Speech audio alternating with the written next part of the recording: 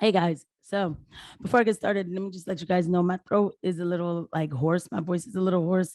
I was a little sick the past few days, but I'm okay. It's just for some reason I can't get rid of this like tranny voice that I have going on. Anyway, so but I will persevere for you guys to bring the news, right? Okay. So all right. Yesterday we saw Joe Biden's press conference. Anybody who was watching, anybody who had time to watch, I didn't watch the whole thing, but there was a few things that I did watch. So, like, there was a few questions that I did see, and I tweeted a little bit about it, but I definitely did not watch the full, however long 2 hours it was. Um, so, of course, I'm sure everybody's expecting this to be a video of like everything that he said wrong because I think by now we know how I feel about this administration.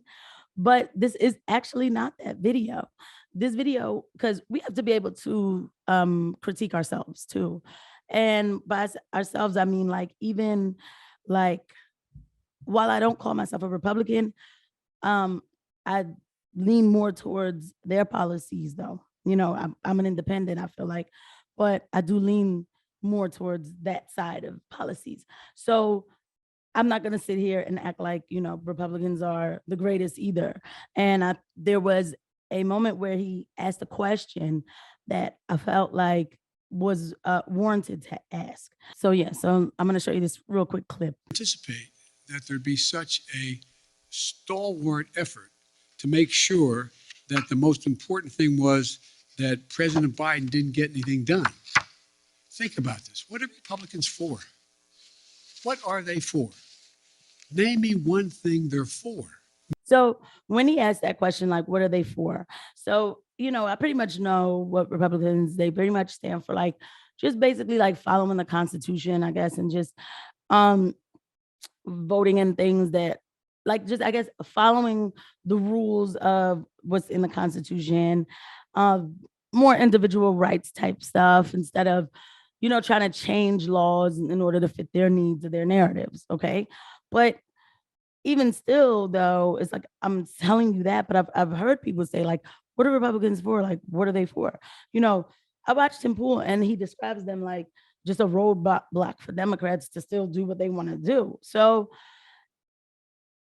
before I get into even that, why am I even asking this? Right. But we have to pay attention to politics because politics are different now. And I'm not saying you spend your whole day listening to the news and getting the newspapers and doing it. You don't have time for that.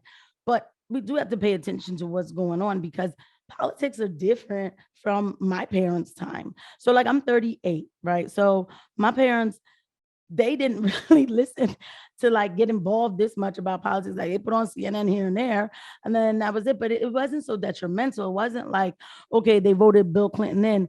And yeah, I mean, I didn't realize about the crime bill and all that happened because I was younger. My parents didn't really get involved with things that would get them to go to jail. So it was more just like they were just making decisions in Congress, but you didn't feel it on your back so much. But now I feel like it is important for people to pay attention, at least a little attention to what's really going on, because we feel the government on our back, or at least I do. Like, okay, the mandates coming from this administration. This is why I didn't want this. One of the reasons why I didn't want this administration. Like I knew, I was like, when they come on with this whole vaccine thing, the way how they're so pushy and they love lockdowns and stuff, they're going to be more authoritarian about COVID-19, which now 2 years later, people are coming out and saying none of this stuff even worked. Okay.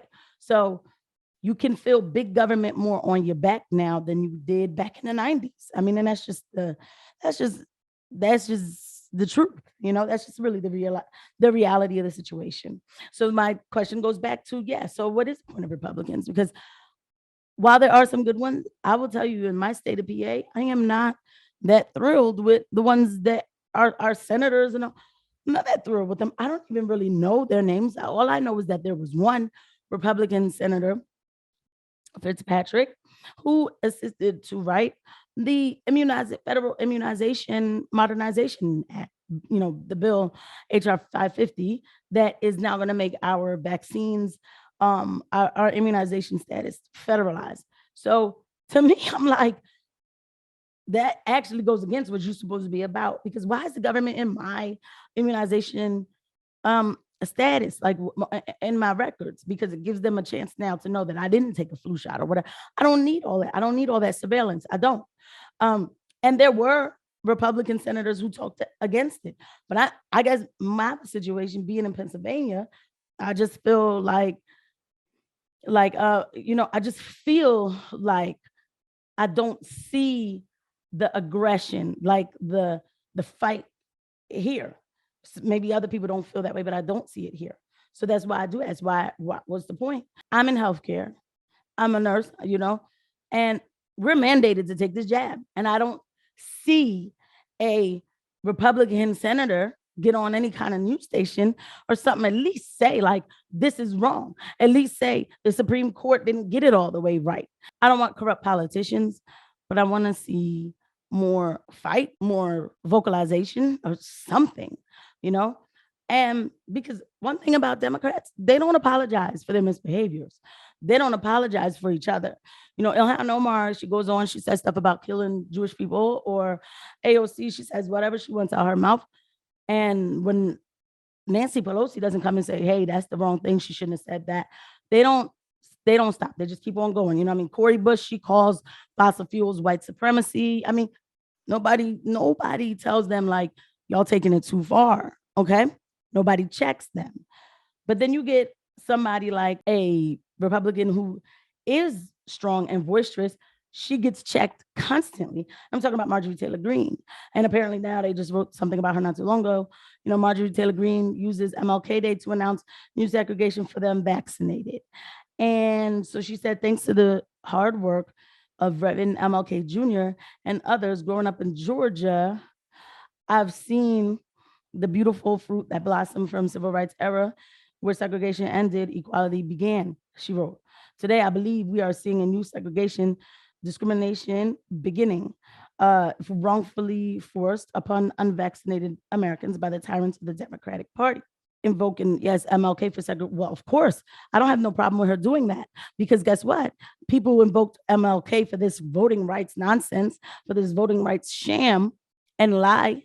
They invoked MLK for that. And nobody apologized for that in the Democratic Party. And what she's saying is true. This is medical apartheid, that I can't go certain places because I'm not vaccinated for COVID-19. And I'm Black, right? So isn't that supposed to be like some sort of discrimination? The same people who cry about showing an ID for voting, now they can't, I can't go. I have to show an ID just to eat a burger. Okay. So they're allowed to be hypocrites. She's not being a hypocrite. She keeps it real. But the problem is she's uncomfortable and people don't know how to take her. This is what they do. They bow down. And it's just like, and as soon as you get one that makes you feel uncomfortable, now you got to shut her up. I don't think that's right. I don't have to agree with everything she says, but Republicans are just so afraid of, mainstream, of making people uncomfortable. And then when y'all did get one that was president that made people uncomfortable, well, we see how that turned out. And so in Pennsylvania, it's like, I really don't know what I'm going to do, because I don't know who the choices are. We had one who I wanted to win, and his name was Sean Parnell for Senate, right? So it's supposed to be some big red wave coming and taking over and all this. And even this guy for Senate, I did want him because he's an American populist. First of all, he's young. He's 40. I'm tired of seeing like 80-year-olds and like he's a young guy. And then when I would listen to him talk, like on Tim Pool and stuff, he was talking about America first things.